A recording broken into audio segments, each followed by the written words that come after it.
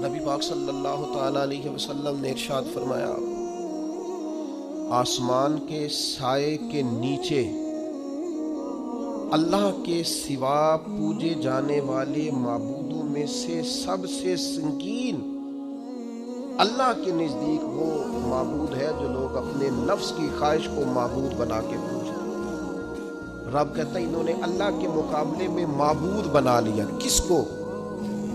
نفس کی خواہش کو۔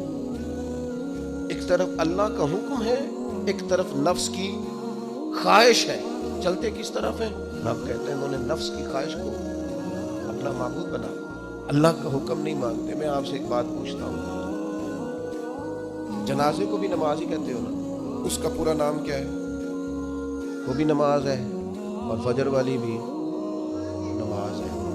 کتنا دوڑ رہا ہے بندہ، محلے کا ایک علاقے کا ایک بااثر آدمی انتقال کر گیا، دوڑ رہا ہے، چھٹی لی ہے، بھاگا آیا ہے، جلدی سے وضو کیا، جنازہ پڑھنا ہے۔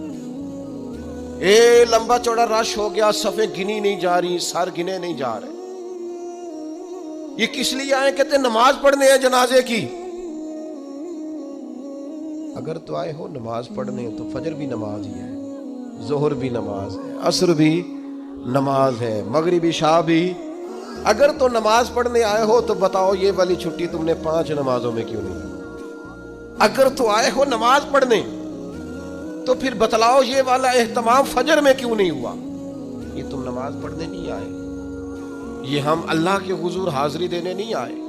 یہ وہ جو سیاسی رکھ رکھاؤ ہے، یہ جو ذاتی تعلق، یہ نفس کی عبادت ہے، یہ اللہ کی عبادت نہیں ہے، یہ خواہش نفس کی تکمیل ہے۔ یہ رب کی عبادت، یہ تو اپنے خواہش کے پیچھے دوڑے آئے ہو، مجھے بتلاؤ نا۔ وہ ایک شاعر تھے، انہوں نے بات تو بڑی غلط کی، لیکن چلو بعض اوقات نصیحت کے لیے کچھ باتوں کو دہرا دینا چاہیے۔ پاکستان کے ایک معروف شاعر تھے، ان سے کسی نے کہا کہ آپ مسلمان ہیں؟ کہنے لگا آدھا مسلمان ہوں آدھا کافر ہوں۔ اور کس طرح؟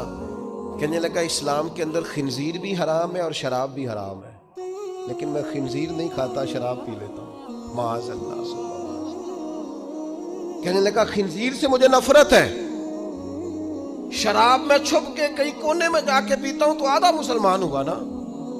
کہ اگر تمہیں دین کا حکم سمجھ کے نفرت کروں تو پھر جتنی خنزیر سے کروں اتنی شراب سے بھی کروں۔ تو کسی نے اس پر تنقید کرنی چاہیے تو اس نے کہا ٹھہر جا ذرا سن، جس طرح شراب حرام ہے، جس طرح جوا حرام ہے، جس طرح خنزیر حرام ہے، ملاوٹ بھی تو اسی طرح ہی حرام ہے، حرام مال بھی تو اسی طرح ہی حرام ہے۔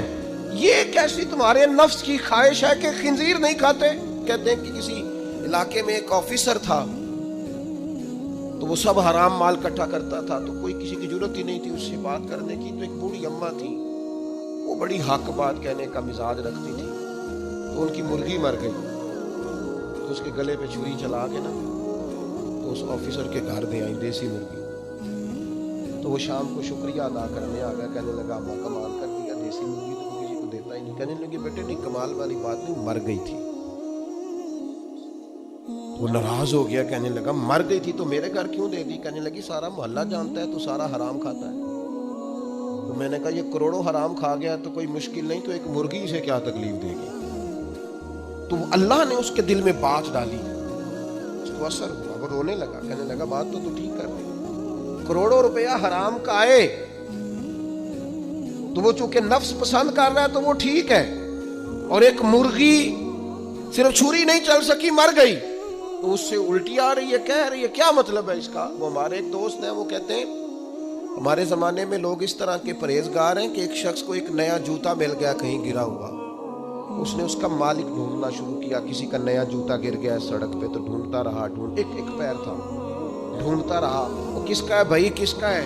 تھوڑی دیر آگے جا کے اسے اس کا دوسرا پیر بھی مل گیا، پھر اس نے مالک ڈھونڈنا چھوڑ دیا۔ پہلے وہ نیک تھا کیونکہ ایک جوتا تھا نا، پہن نہیں سکتا تھا، جیسے ہی اسے اتنی تکلیف کی بات ہے امت مسلمہ، نفس کی خواہش کو خدا بنا لیا، جو تیری طبیعت میں آئے ویسے ماں باپ کو تو وقت نہیں دے سکا، ویسے اگر تجھے کہا جائے کہ ماں باپ کی طرف سے کسی یتیم بچے کا خرچہ اٹھا لے وہ تو نہیں اٹھا سکتا، تیرے ماں باپ چلے گئے، ان کی وجہ سے تو کسی غریب بہن بھائی سے تعاون کر تاکہ ماں باپ خوش ہوں، یہ سال ثواب وہ تو نہیں کر سکتا، دیکھیں چیلم پہ 50 پکے تو کہ پتہ چلے نا برادری کہ جناب نے چیلم کیا۔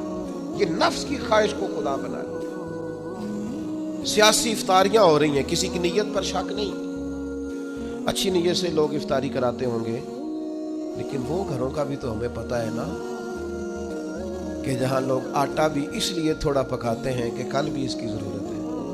وہ محلے کے گھر نظر نہیں آتے؟ افطاری کے لیے ایک سجن بلایا جو پہلے کروڑ پتی، اور بلایا کہاں سے؟ لاہور سے، اسلام آباد سے، فیصل آباد سے، تو جو تیرے ارد گرد تھے۔